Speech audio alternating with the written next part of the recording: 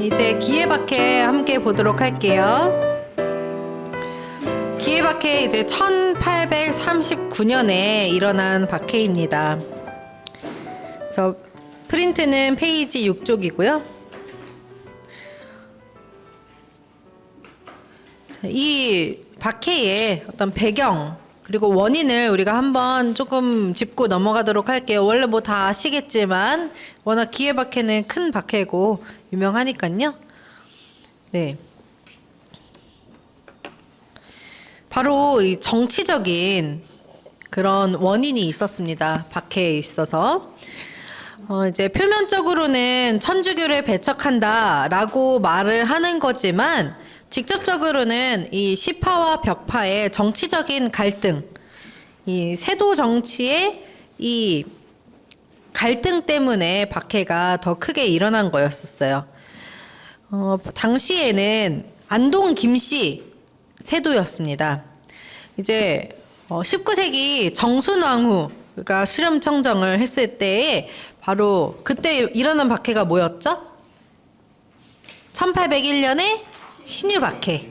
그때는 이제 정순왕후 수렴청정일 때였고 그 후에 연이어서 이제 순원왕후가 수렴청정을 했는데 바로 1834년에 헌종이 이제 8세의 왕이 올랐기 때문에 너무 어리잖아요. 그래서 당시 대왕 대비였던 순원왕후가 수렴청정을 하게 되었는데요. 이 순원왕후는 안동 김씨 세도를 이루고 있던 김조순의 딸이었어요.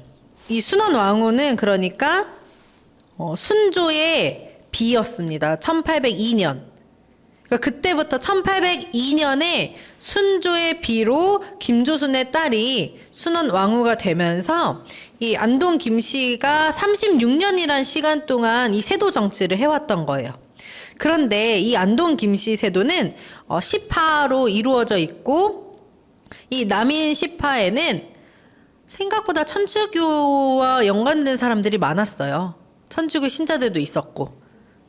그래서 이 천주교에 대해서 그동안 좀 비교적 관용적인 태도를 지니고 있었습니다.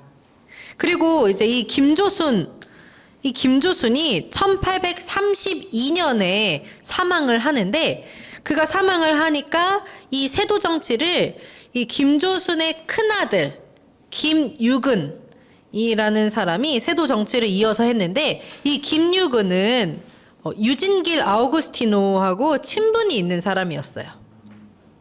그리고 이 김유근은 1840년 12월에 죽었는데 대세를 받았다고 합니다. 그러니까 이 남인 시파 계열은 천주교인들과 좀 관계도 있었고 비교적 큰 박해 없이 그냥 관용적으로 지내고 있었는데 그렇기 때문에 시파와 벽파의 갈등에서 벽파가 천주교를 명분 삼아서 시파를 공격하게 되는 그런 계기가 되기도 했습니다. 당시에는 안동 김씨와 풍양조씨가 이제 벽파 인물들인데요. 이 시파와 벽파 간의 갈등이 매우 컸습니다. 안동 김씨는 이제 김조순과 김유근이 이어서 그런 세도를 펼쳐왔는데 풍양조씨가 언제 등장을 하냐면은 순조의 아들, 아까 그 김조순의 딸은 순조의 비예요. 그런데 이 순조의 아들이 효명세자인데 이 효명세자의 비로 이 풍양조씨가 들어간 거예요. 그래서 풍양조씨가 효명세자의 비가 되면서 풍양조씨의 세력이 점차 커지게 되는데 바로 1827년에 순조를 대신해서 효명세자가 이 대리청정을 했거든요. 그러다 보니까 대리청정을 하는 효명세자의 비, 이 조씨 세력이 좀 올라가게 되었습니다. 그런데 효명세자가 세자인데 왕이 오르진 못하고 일찍 죽었어요. 그래서 1830년에 효명세자가 죽고 1834년에 또 순조가 죽으면서 그 아들 헌종이 그래서 어린 나이에 왕위에 오르게 됩니다. 그런데 이 헌종의 비는 또 안동 김씨였어요. 그래서 이 안동 김씨와 풍현 조씨의 이 갈등과 정치적 싸움이 굉장히 치열했습니다. 그런데 이 김유근이 아까 그 세도를 계속 이어서 하던 김유근이 1836년 무렵에 중풍에 걸려요. 그러면서 어떤 이 정권에 대한 장악을 우의정, 이지연이 갖게 됩니다. 근데 우의정, 이지연은 풍현 조씨와 함께 이제 남인 18을 몰아내기 위해서 천주교를 빌미 삼게 됩니다. 그게 이 어떤 이 정치적인 배경이에요. 그렇게 해서 여기 보면은 그 헌종실록, 헌종 5년에 우의정 이지연이 사학에 대한 일로 끝까지 핵실하기를 주청하니, 그러니까 우의정 이지연은 사학, 이 천주교를 몰아내려고 굉장히 강하게 나갔습니다. 그래서 천주교는 무부무군의 이 사규다라고 하면서 이제 박해가 시작이 되었어요. 그래서 1838년 말부터 이 박해 조짐이 일어나기 시작하면서 서울 일부에서는 이미 체포가 일어나고 있었습니다. 그래서 먼저 이제 공식적으로는 아직 체포령이 내려지진 않았어요. 하지만 이제 조금씩 신자들이 체포가 되기 시작을 했어요. 그러면서 1839년에는 이렇게 이름들은 다 익숙하시죠? 네, 권득인 베드로르부터 최혜성 요한, 박학의 안나, 그리고 또 잘 알고 있는 김성호 안토니오와 두 동생. 이제 이 두 동생은 김윤심 베드로 알칸타라와 김덕심 아우구스티노, 하느님의 종 순교자시죠. 그 경기도 광주의 구산성지 가면은 만나볼 수가 있습니다. 그리고 남명혁 다미아노와 이광원 아우구스티노 그 가족들, 또 이제 여성 신자들도 많이 묵주를 보이면서 자수를 했다고 해요. 그리고 궁녀들, 이렇게 각 지역에서 많은 천주교 신자들이 연이어 체포가 되었습니다. 근데 당시에 형조 판서는 조병현이라는 인물이었는데, 이 인물은 가능하면 극형을 줄이고자 웬만하면 배교를 시키고 싶었어요. 그런데 우의정 이지연은 엄격하게 박해할 것을 이렇게 하면서 천주교는 무부무군의 역적이다. 그래서 포도청에서 조사와 기차를 더 강화시키고, 배교 안 하면은 이 말을 듣지 않으면 다 처형하고, 서울과 지방에는 오가작통법을 시행할 것을 이제 청원을 순원왕후가 수렴청정을 하고 있었잖아요. 순원왕후에게 이렇게 요청을 합니다. 그렇게 해서 1839년 4월 18일에 이러한 내용으로 사학 토치령이 내려지면서 이 박해, 체포가 더 가속화되었습니다. 특별히 이제 72 성인과 17위 복자들을 볼 수가 있고, 또 우리가 지난번에 기억하세요? 이 정해박해 때 체포되어서 긴 시간 12년 동안 옥살이를 해야 됐던 순교자들이시죠. 바로 이 순교자들이 기해박해에 이르러서 5월 26일 대구에서 5월 29일 전주에서 전부 참수형으로 순교를 하셨습니다. 하지만 이제 이분들은 우리가 정해박해 순교자로 보고 있죠. 그리고 또 우리 아까도 보았지만 이제 세 분 선교사도 이때 이제 순교를 하셨어요. 그래서 헌종실록의 내용을 토대로 우리가 보면은 서양인 범세영, 이제 앵베르 주교님, 나 백다록, 정아각배, 이제 모방 신부님과 샤스탕 신부님을 말하죠. 이제 그리고 정화상과 유진기를 추국하고 배웠다, 처형했다라는 내용입니다.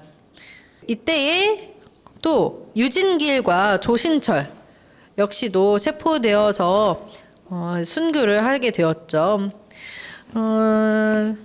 이제 이 유진길과 조신철에 대해서는 다 아시겠지만, 특별히 그냥 조신철 순교 성인의 그 신문 했을 때 그 증언 내용을 대표로 한 가지만 들려드리도록 하겠습니다. 이분이 또 선교사들을 모셔오는데 큰 공헌을 하셨잖아요. 그래서 이제 유진길이 서양 선교사들이 우리나라에 온 것은 오직 천주의 영광을 현양하고 사람들에게 십계명을 지키게 해서 영혼을 구제해 주는 데 있습니다. 그러니까 나쁜 일로 이곳에 온 것이 아니다. 이분들은 다만 우리 조선인 교우들의 영혼을 구하기 위해서 오셨다라는 것을 대변을 합니다. 이렇게 훌륭한 교를 전하려고 하면서 어찌 나쁜 일들을 하겠습니까? 그들이 만약 명예와 돈과 쾌락을 구하려면 무엇 때문에 훌륭하고 돈 많은 고국을 버리고 죽음을 무릅쓰고 구만리 먼 이곳에 왔겠습니까? 그리고 이분들을 맞아들이는 사람은 바로 접니다. 라고 이렇게 이야기를 했습니다. 그렇게 하면서 이 세 분, 우리가 또 잘 알고 있는 정하상 바오로, 유진길 아우구스티노, 조신철 가룰로, 바로 이제 선교사들을 조선에 모시기 위해 큰 노력을 하시고 모셨고, 또 그분들을 보좌하고 이제 이분들 서소문 밖에서 참수형으로 순교하셨습니다. 그리고 또 이때에 우리 김대건 신부님과 최양업 신부님의 부친 김재준 이냐시오와 이제 최경환 프란치스코도 순교를 하셨죠. 헌종실록, 조선왕조실록 내용을 보면은 이 김재준과 최경환 이들은 각각 그 아들을 서양에 보낸 자들이다. 이제 이미 알려지게 되었어요. 이 아들들이 서양에 가서 사제가 되기 위해 공부를 하고 있다라는 사실이. 그리고 또 서양의 외국에서 이 가족들의 순교 소식을 들어야 했던 김대건 신부님과 최영호 신부님의 또 그 마음도 얼마나 아팠을까 생각해 보게 됩니다. 또 최경환 프란치스코 성인은 이 교우촌 회장으로서 또 그 모범을 굉장히 크게 보여주신 분이신데, 이 수리산 교우촌에서 같이 체포가 되어서 가면서 이제 교우들에게 형제들아 용기를 분발하라. 너희 앞을 서서 갈바리아로 올라가시는 오주 예수를 보라 하면서 또 권면을 하셨습니다. 그리고 또 기에 박해 순교자들로 우리가 참 대단하다. 저 어린 나이에 라고 볼 수 있는 두 분이 있죠. 13살, 12살의 순교자들입니다. 성 유대철 베드로, 물론 잘 알죠? 이 옆에 그림은 그 그림이죠. 이 빨간 숯불을 이렇게 배교하지 않으면 이걸 넣겠다 하니까, 어서 달라라고 하면서 오히려 입을 벌리는 그 용감한 소년 성인의 모습입니다. 그리고 이 밑에는 복자, 이봉금 아나스타시아인데, 아시는 분도 계시겠지만 12살이에요. 이 12살 복자의 이 증언이 너무나 기가 막히고 대단합니다. 이렇게 말했어요. 제가 7살이 되기 전에는 철이 나지 않아 읽을 줄도 모르고 다른 것도 몰라 천주님을 제대로 공경하지 못했어요. 그러나 7살 때부터는 천주를 섬겨왔으니 오늘 천주님을 배반하고 욕을 하라고 하시어도 그렇게 할 수 없어요. 1000번 죽어도 그렇게는 못하겠어요. 라고 12살이. 7살부터면은 그래도 5년 정도를 정말 얼마나 전심으로 주님을 섬겼으면 이렇게 말을 할까. 그리고 사실 이러한 모습은 이 어린 순교자들의 모습을 어디서 나온 거겠어요? 바로 그들의 부모님이겠죠? 이제 성 유대철 베드로는 이제 부친의 또 그 모범을 보면서 자랐고, 이봉금 아나스타시아 역시 이제 가족들의 그 용감한 이봉금 아나스타시아의 가족들도 다 저기 복자품에 같이 오르셨죠. 이렇게 어린 용감한 순교자들도 계셨습니다. 이 기에 박해는 그렇게 해서 많은 순교자를 탄생시켰는데요. 이 박해는 1839년 11월 23일 무렵이 되어서 종식이 됩니다. 이때쯤 되니까 대부분의 대표적인 신자들이 이미 많이 체포가 되고 처형이 되었거든요.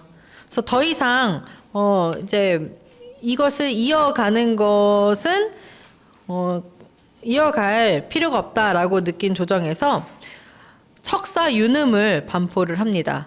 이 유눔이라는 것은 이제 조선시대의 국왕이 백성들을 가르치고 타일러 내리는 일종의 교화 문서를 말합니다. 유눔을. 그래서 척사 유눔이라고 하면은 천주교는 이제 사악한 종교, 건전하지 못한 종교라고 규정을 하고, 그래서 천주교는 이러이러한 것이 부당하다. 이러한 죄가 있다. 이러한 폐해가 있다라는 것을 알리는, 그래서 천주교는 사악한 학문임을 알리는 그런 교화 문서입니다. 그래서 이 척사유눔은 한문으로도 쓰였지만 한글로도 쓰였어요. 언해본도 있어요. 왜냐하면은 천주교 자체가 양반 외에도 평민이나 부녀자들에게 널리 전파되었기 때문에 이 척사유눔도 모든 계층이 골고루 다 볼 수 있게끔 한문으로도 쓰고 한글로도 쓰였어요. 그 내용은 이제 오른쪽에 있는 내용들입니다. 이제 천주교는 하늘을 이제 공경하지 않는, 순종하지 않는, 하늘을 거스르는 사악한 가르침이다. 예수라는 존재는 거짓된 이치다. 이 예수라는 것이 사람인지 귀신인지, 진짜 있는 건지 없는 건지 알 수 없다. 그래서 그리고 또 이 예수라는 사람이 가장 참혹하게 죽었다는데, 그런 사람을 따르는 것이, 그 따르는 학문이 과연 복이 될지 화가 될지는 분명한데, 그러니까 분명히 이거는 화가 될 그런 학문인데, 천주교 신자들은 매우 어리석게 그것을 따르고 있다. 그리고 제사를 지내지 않잖아요. 그러니까 부모를 업신 여기는, 효를 모르는, 그래서 짐승만도 못한 그런 사람으로서의 양심이 없는 자들이다. 이제 그렇게 이야기를 하고, 또 이제 임금의 명을 따르지 않잖아요. 천주교를 믿지 말라라고 하는데 그것을 따르지 않으니까 충도 없어. 효도 없고 충도 없고. 그리고 또 결혼하지 않는 것을 정숙하다고 말하니, 당시에는 이 결혼, 혼인이 유교 사회는 굉장히 중요한 근간이 되는 거잖아요. 그래서 이 혼인을 하지 않는 것은 인류가 멸망이 없어지는 일이고, 또 남녀가 섞여 살면서 풍속을 미사하면은 한 방에서 교류하고 이러니까 인륜을 더럽히는 일이다. 그리고 이 천주교에서 말하는 천당 지옥. 그래서 이제 불교에도 이 이야기를 하잖아요. 이미 불교가 천당 지옥을 말해서 그 주장은 비판을 받은 주장이다. 그리고 왜 이거는 이 박해자들이 정말 이해가 안 가는 건 거예요. 왜 안정적이고 평화로운 우리나라의 법을 따르지 않고 그런 사악한 학설을 받아들여 죽음으로 나아가는지 도저히 이해가 가지 않았던 거죠. 그래서 그 부분을 지적하면서 아직 살아있는 사람들은 이제라도 깨우쳐라 라고 이 척사유눔을 반포를 했습니다. 기예박해의 이 특징을 이렇게 보면은, 사실 체포된 신자 수는 신유박해에 비하면은 신유박해보다 많은 건 아니었어요. 하지만 그 규모가 전국적이었다. 신유박해 이후에 신자들이 많은 곳곳으로 흩어져 살게 되면서 그만큼 기예박해 때는 이제 체포되는 지역이 많았고, 그렇게 해서 규모가 더 커졌던 거죠. 그리고 이때에 선교사나 회장 등 교회 지도자들을 또 많이 잃게 되는데요. 그래서 이 순교 성인, 기예박해 순교 성인의 나이대의 분포를 보면은 40대랑 50대가 많았다고 합니다. 그러니까 지도자급 인물들이 이때 많이 순교를 했던 거죠. 그래서 조금 더 구체적으로 보면은 40대가 20명, 50대가 17명이었다고 해요. 이렇게 지도층도 많이 이제 순교를 하고 가족들도 또 다 뿔뿔이 흩어지고, 살아남은 신자들은 더 깊은 산속으로 피신하고 신자인 것을 감추고 생활하다 보니까 이전보다 더 가난해지게 되었어요. 그러다 보니까 이 신앙은 오히려 더 간절해지게 되었죠. 그래서 이 이후에 신앙은 조금 더 실천적인 그런 모습을 띠게 됩니다. 그리고 근데 이후에 다시 어떤 신앙생활을 하는 데에는 너무나 힘겨웠어요. 교리를 가르쳐줄 이제 좀 똑똑한 신자들도 많이 죽었고, 교리서를 필사해줄 사람도 없어요. 교리서도 많이 압수되었고, 그러다 보니까 예비자들이나 어린 아이들한테 교리를 구전으로 가르쳐줄 수밖에 없었어요. 그러다 보니까 교리적인 그 지식이 그 이해도가 좀 떨어지게 되었습니다. 하지만 이러한 박해를 통해서 신유 박해 때도 우리가 보았지만 박해를 겪고 나면, 순교자들이 많이 탄생하고 나면은 교회는 침체되는 분위기는 있지만 신자들은 더 많이 늘어나게 돼요. 참 신기하죠? 순교자들의 피는 바로 그리스도교의 씨앗이다라고 하죠. 그래서 순교를 통해서 목숨을 아끼지 않는 이 순교자들의 모습을 직간접적으로 이 조선 사람들이 체험을 하면서 도대체 천주교가 뭐길래, 도대체 저기에 뭐가 있길래 사람들이 저렇게 기쁘게 죽지? 저렇게 아무렇지 않게 나아가지? 하고 천주교에 대한 관심이 높아지고, 또 이게 박해가 규모가 크고 전국적이다 보니까 이 천주교의 주요 교리도 기본적으로 알려지게 되는 게 있었어요. 그러다 보니까 예비자도 많아지고, 또 이 신자들이 박해를 겪고 나서 더 멀리 더 깊숙한 곳으로 또 교우촌을 형성했기 때문에 천주교 전파가 더 많은 모든 지역으로 이루어지게 되었습니다. 그리고 또 이 기해 박해 때에 한국 순교성인 70위가 또 탄생하게 되었죠. 그 가족 순교자 이야기를 이제 잠깐만 보면은, 이제 워낙에 천주교가 은밀하게 퍼지다 보니까 가족 단위의 신자 형태가 많았죠. 그래서 이 순교자들도 그런 가족 관계의 순교자가 참 많았습니다.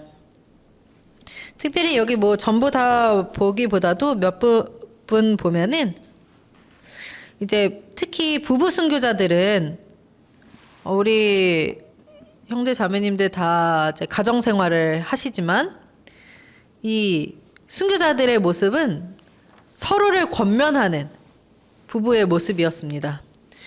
어떻게 집안에서 서로에게 그런 권면 많이 하시나요? 여기 남명혁 순교자 같은 경우에는, 우리 남명혁 성인은 그 부인에게 이렇게 말했다고 해요. 교우라면은 주님을 위하여 어린 양처럼 죽어야 합니다. 우리 이런 좋은 기회를 놓치지 맙시다 하고 함께 순교하자고 이렇게 권면을 했고, 이 많은 부부 순교자들이 그러한 모습으로 함께 신앙 고백을 했습니다. 그 외에도 모녀, 이제 가족들, 이렇게 순교자들이 있고, 또 순교자들 중에서는 궁녀들도 있었어요. 근데 이 궁녀들 같은 경우에는 궁인이기 때문에, 그러니까 말하자면 그 관료, 공적인 관료이기 때문에 더 심한 형벌을 받아야만 했습니다. 그럼에도 신앙을 철저하게 증거하고 순교를 하셨죠.